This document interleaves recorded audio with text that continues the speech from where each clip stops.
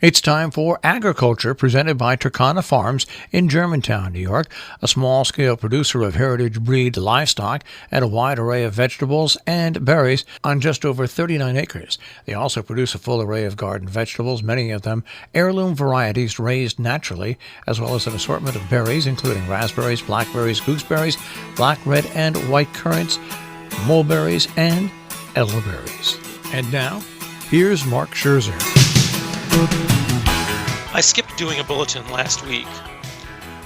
I didn't have the mental energy. If you had asked me how I was doing, my answer would have been, I was feeling somewhat down, lost in a sea of uncertainty. I don't think I've been alone in this feeling. When I ask friends how they are, their answers are at best equivocal. They see a government that abdicated to a pandemic, and they fear the consequences.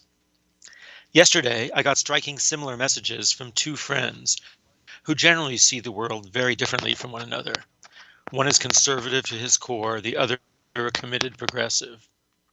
The first said, and I'm quoting, "I feel that something has been happening generally in the past month that people are only dimly aware of.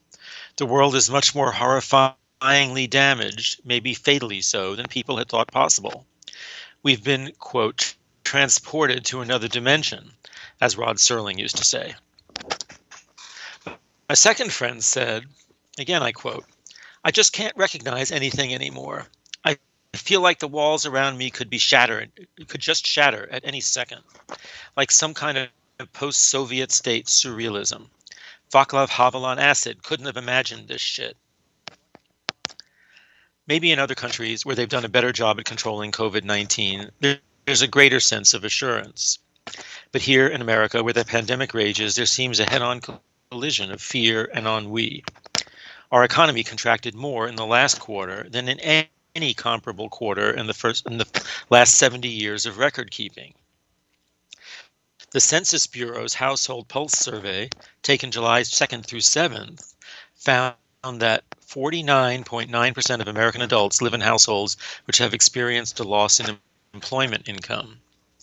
34.9% of American adults expect to experience a loss in employment income. 25.3% of adults either missed last month's rent or mortgage payment, or had slight or no confidence that their household could make the next payment on time. 10.8% of Americans lived in households where there was either sometimes or often not enough to eat in the previous 7 days. And just as an aside, I checked the last pulse of a couple of weeks later, and that percentage had gone up to 12%. And all this is when there's been an infusion of cash through expanded unemployment benefits and other governmental programs, which are uncertain to continue. The emotional toll is severe. Again, according to the Census Bureau, 24.5% of respondents reported having little interest or pleasure in doing things more than half the days or nearly every day last week. 22.7% reported feeling down more than half the days or nearly every day last week. And 32.3% reported feeling anxious or nervous more than half the days or nearly every day last week. Even those of us who've been getting by reasonably well, continuing to earn incomes, have to live in fear of a general collapse that may be imminent. Newspapers have begun carrying articles about how the Black Plague spurred Europe out of the Middle Ages into the Renaissance, as if looking for a silver lining in the anticipated collapse. I find small comfort in thinking that things may be better in the 23rd century. I've moved on somewhat in the last week from that passive listlessness to a somewhat more assertive state. That's to say, I've gone from to fait. Fait, as I recall it, was one of the most prominent words in the vocabulary of my most beloved great aunt, Tante Jenny Warman. I remember Jenny, who lived 6 floors up in the same Bronx apartment building as my family did in my pre-K days, as a person of immense cheer and boundless love. She bounced me on her knee, played games in which she sang to me, and bumped her forehead against mine, Budja Budja Kepala, made wonderful treats like sweet cabbage borscht with raisins. Given Jenny's generosity of spirit, it's odd that fait is the word I most vividly recall her saying. I guess that loving demeanor coexisted with a strong judgmental streak, perhaps because she was widowed young and struggled to raise two sons on her own.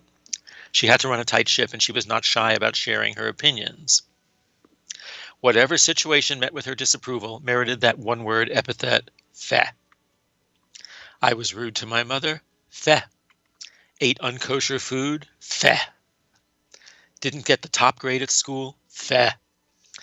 Implicit in the expression feh is that standards exist, and we can always come closer to meeting them. As I've kept repeating the word to myself in the past week, it's had an unexpected effect. I felt less the passive victim of a broader collapse, and more like I can make choices that will improve the future, including the future of the farm. For example, come November, I'm giving over a big portion of the land to a young couple who will farm it for vegetables. But how will I manage the parts they don't use?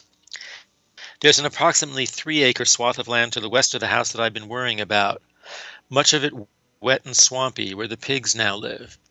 When the pigs are gone, how can I keep that land under some semblance of control without committing to far more work than I have time or physical capacity to do?